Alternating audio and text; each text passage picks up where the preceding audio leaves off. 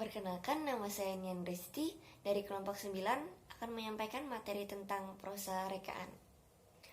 Dalam bidang sastra, prosa seringkali dihubungkan dengan kata fiksi. Kita seringkali mendengar kata prosa fiksi. Kata fiksi berarti khayalan atau tidak berdasar kenyataan. Padahal dalam kenyataannya, karya sastra yang berwujud prosa diciptakan dengan bahan gabungan antara kenyataan dengan khayalan. Nah, banyak karya prosa yang justru idenya diangkat dari kenyataan. Oleh karena itu, lebih tepat jika digunakan istilah prosa rekaan. Prosa rekaan dibuat tidak hanya berdasarkan khayalan, tapi juga berdasarkan kenyataan.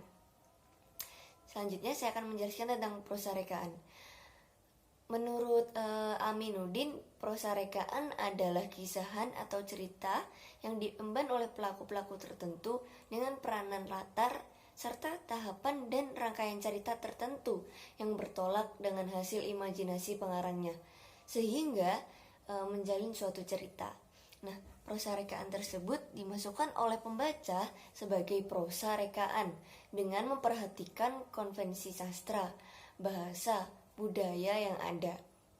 Di buku di Prof. Wahyudi ada contoh tulisan milik Umar Khayyam yang berjudul Semeleh dan Cerpen Suamiku karya Profesor Wahyudi Siswanto sendiri. Semeleh, meskipun tulisan itu ditulis oleh sastrawan Umar Khayyam, walaupun tulisan itu mempunyai tokoh, membentuk suatu cerita, latar, masyarakat tidak menganggapnya sebagai proses rekaan. Mengapa sih? Karena karya sastra cerita itu merupakan sketsa yang ditulis oleh Umar Khayyam di media massa. Nah, Cerpen Suamiku mempunyai ciri seperti definisi prosa rekaan di atas. Cerpen tersebut bisa dikelompokkan sebagai prosa rekaan karena penulis cerpen memang berniat untuk menuliskan sebagai prosa rekaan. Terima kasih.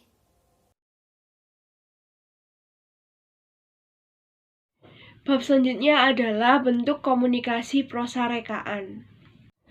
Prosa rekaan adalah salah satu bentuk komunikasi. Sastrawan ingin menyampaikan pikiran, perasaan, dan keinginannya kepada pembaca dalam sebuah bentuk prosa rekaan. Nah, jika ingin komunikasi lancar, maka sastrawan dan pembaca harus memiliki pemahaman yang sama. Jadi, agar pesan yang disampaikan oleh sastrawan itu dapat tersampaikan dengan benar kepada pembacanya. Nah, di dalam suatu karya sastra itu, sastrawan itu mengemukakan pikiran dan perasaannya dalam suatu karya sastra itu lewat pencerita. Pencerita inilah yang bercerita tentang tokoh-tokoh, peristiwa, tempat, dan hal-hal yang ada dalam suatu karya sastra. Nah, dalam suatu karya sastra, khususnya dalam prosa rekaan, sastrawan adalah orang yang paling bertanggung jawab terhadap sebuah karya sastra. Karena sastrawan itu yang menulis dan bertanggung jawab dalam memulai kata-kata, kalimat, tokoh, latar, hingga tema yang ada dalam sebuah karya sastra. Nah, meskipun dalam suatu karya sastra itu yang bercerita itu bukan lagi sastrawan, tetapi pencerita. Nah, apa sih yang disebut dengan pencerita itu? Pencerita itu adalah tokoh aku yang ada dalam sebuah karya sastra, yang si tokoh aku itu akan membawakan sebuah alur cerita dalam suatu karya sastra tersebut. Nah, tidak selamanya sastrawan dan tokoh aku atau tokoh pencerita itu memiliki kesamaan. Misalnya pada sebuah novel dengan judul pada sebuah kapal karya N. Hadini, pada novel tersebut kata aku itu menunjukkan seseorang yang berjenis kelamin laki-laki, sedangkan sastrawan atau penulisnya adalah N. Hadini yang berjenis kelamin perempuan. Nah, selain itu dalam sebuah karya sastra pasti pada tokoh-tokohnya itu ada sifat-sifat. Nah, misalkan dalam suatu karya tersebut tokohnya itu sifatnya buruk gitu ya, atau tercela. Nah, bukan berarti sastrawan atau penulisnya itu juga memiliki sifat yang buruk ataupun tercela. Itulah perbedaan dari pencerita dan sastrawan.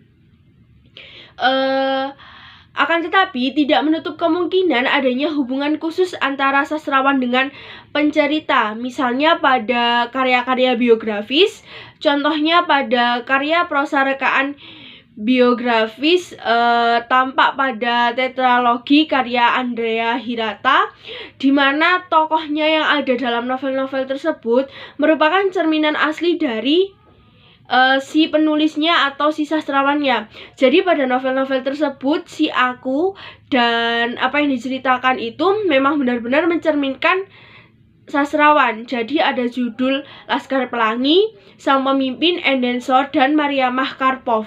Di dalam keempat novel tersebut, penceritanya itu adalah seorang sastrawannya atau Andrea Hirata sendiri. Tetapi dalam novel tersebut, nama sang tokoh itu diganti menjadi nama Ikal. Tetapi sifat dan apa yang dilalui oleh si Ikal itu hampir sama dengan apa yang dilalui dan apa sifat dari si Andrea Hirata itu tadi.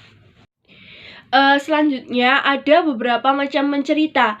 Pencerita dalam prosa rekaan itu bisa dibedakan atas muncul atau tidaknya dalam cerita. Nah, yang pertama ada pencerita yang muncul dalam ceritanya dan ada pencerita yang tidak muncul dalam ceritanya. Yang pertama adalah pencerita yang muncul dalam ceritanya. Jadi pada sebuah karya sastra atau pada sebuah cerpen itu ada kata aku. Aku pun berlari mengejarnya. Nah, kata aku itu adalah contoh dari pencerita yang muncul dalam ceritanya atau yang muncul dalam sebuah karya sastra. Selanjutnya ada pencerita yang tidak muncul dalam ceritanya, yaitu misalnya pada kata seperti ini. Lina menangis dan meratapi apa yang telah ia lakukan kepada Benny. Lina merasa bahwa apa yang dilakukannya kepada Benny itu sungguh tidak manusiawi. Nah, pada contoh cerpen tersebut, si pencerita atau si aku ini hanya mengamati atau menggambarkan apa yang dilakukan oleh seorang tokoh pada suatu karya sastra tersebut. Pencerita dapat dibedakan atas keterlibatan dalam cerita.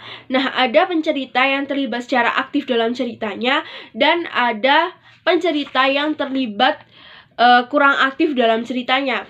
Contoh pencerita yang terlibat aktif dalam menceritanya adalah pada novel Rafilus karya Budi Dharma, di mana tokoh Tiwar itu juga menjadi tokoh yang ada dalam novel tersebut, tapi Tiwar juga menjadi pencerita. Selain itu, dia juga aktif terlibat menjadi salah satu yang berhubungan dengan tokoh seperti Rafilus, Pawesri, atau Munandir. Selanjutnya ada pencerita yang kurang aktif dalam ceritanya. Ini tuh dimaksudkan ya si tokoh itu juga berada dalam cerita tersebut, tetapi sang tokoh itu tidak terlalu menentukan jalan ceritanya. Misalnya pada cerpen judul Suamiku karya Profesor Wahyudi, di situ istriku itu memang ada dalam cerpen tersebut, tetapi tidak terlalu menentukan jalan ceritanya. Yang menentukan jalan cerita dalam cerpen tersebut adalah si tokoh suami. Nah, dalam pencerita yang kurang aktif dalam ceritanya ini ada pencerita yang berkedudukan sebagai pengamat cerita. Seperti pada yang sudah saya jelaskan sebelumnya, ada pencerita yang tidak ikut atau tidak muncul dalam karya sastra, jadi hanya mengamati apa yang dilakukan oleh sang tokoh itu dalam karya sastra. Bab selanjutnya yaitu bentuk dan struktur fisik prosa rekaan. Dalam bentuk tertulis, kata-kata yang terdapat di prosa rekaan memenuhi seluruh halaman dari tepi kiri sampai kanan. Kesimpulan kata-kata dibentuk menjadi kalimat. Kalimat dalam prosa rekaan dimulai dengan huruf besar dan diakhiri tanda titik atau tanda akhir berupa tanda tanya atau tanda seru. Kalimat-kalimatnya membentuk paragraf, bukan bait.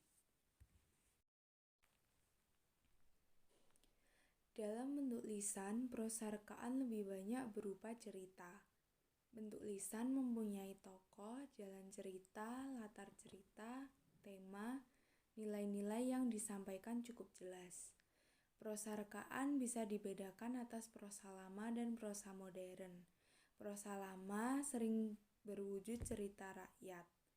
Bentuk prosa rekaan modern bisa dibedakan atas roman, novel, novelet, dan cerpen. Terima kasih. Sekian presentasi kami dari kelompok 7. Apabila ada salah kata, kami mohon maaf. Wassalamualaikum warahmatullahi wabarakatuh.